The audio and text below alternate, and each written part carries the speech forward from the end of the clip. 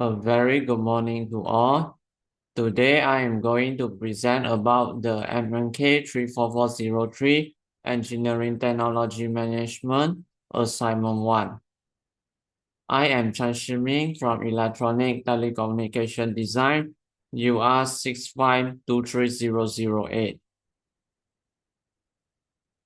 Understanding of leadership. Leadership means guiding, influencing, and inspiring others to achieve a common goal.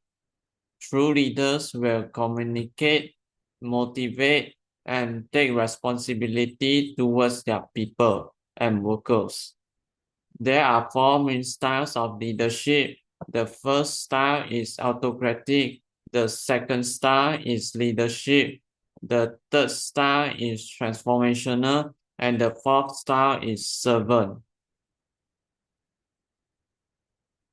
One leader that I know is Tun Abdul Razak Hussain. Tun Abdul Razak, born in 11 March 1922 in Pulau Keladi near Pekan Pahang. He studied law in London and later entered politics after returning to Malaya. He became the second Prime Minister of Malaysia in 1970 until 1976.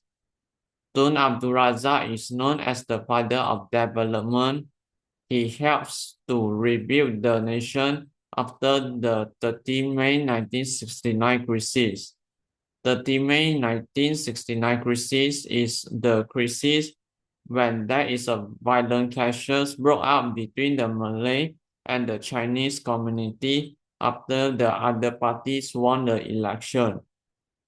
There are many people died in this collision because the Chinese communities has spoken badly about the Malay communities.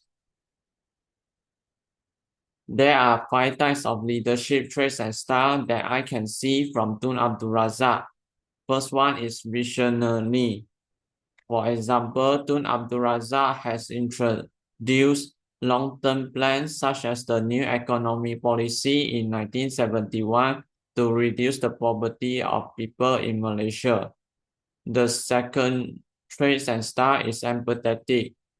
For example, Tun Abdul Razak deeply cares for those people that live in rural areas. The third trait and style is decisive.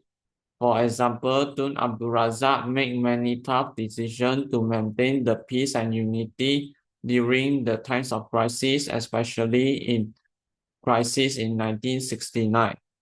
The fourth trait and style is innovative. Tun Abdul Razak has introduced many ideas and policies that helps the economy of Malaysia to grow. The fifth trait and style is humble. For example, Tun Abdul Razak always worked quietly behind the scenes.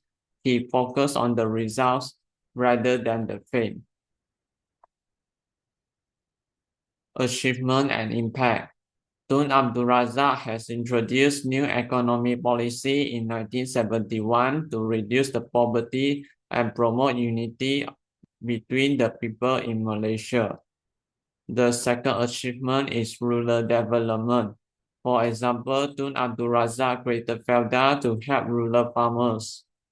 The third achievement is education focus. For example, Tun Abdul Razak built schools and institutions for the people from different regions in Malaysia. Final achievement is Tun Abdul Razak has formed the Barisan Nasional to strengthen the political unity in Malaysia. Why I call Tun Abdul Razak a great leader? Tun Abdul Razak focused on people welfare. For example, Tun Abdul Razak worked for welfare of Malaysians in rural areas. The second reason is Tun Abdul Razak promoted peace and unity. For example, he rebuilt the country after the 1969 crisis, which is the collision between the Malay communities and Chinese communities.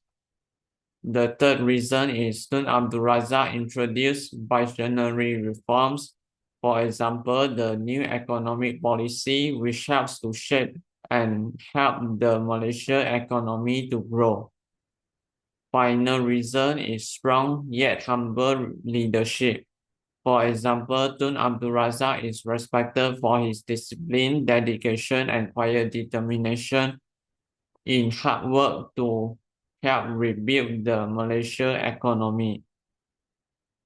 That's all from me. Thank you.